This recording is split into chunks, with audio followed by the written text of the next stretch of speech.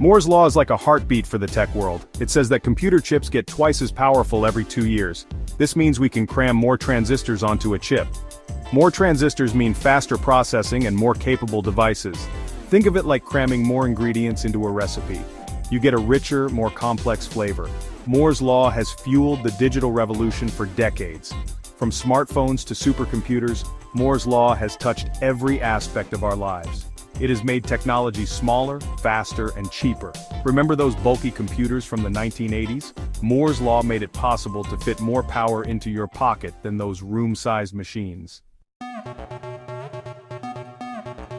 Gordon Moore, co-founder of Intel, made his famous observation in 1965. Back then, computers used vacuum tubes. These tubes were large and inefficient. The invention of the transistor changed everything. Transistors were smaller, faster, and consumed less power. The transition to transistors marked the beginning of the golden age of Moore's law. For decades, chip makers could double the number of transistors every 2 years. This exponential growth drove innovation and brought down costs. It seemed like Moore's law was an unstoppable force. However, even the most powerful forces encounter limits. Moore's law is no exception. We are reaching the physical limits of miniaturization. Transistors are now just a few nanometers across. At these scales, quantum effects start to interfere, causing transistors to leak electricity and generate heat. This slowdown has implications for technological progress. We can no longer rely solely on Moore's law to deliver faster and cheaper devices.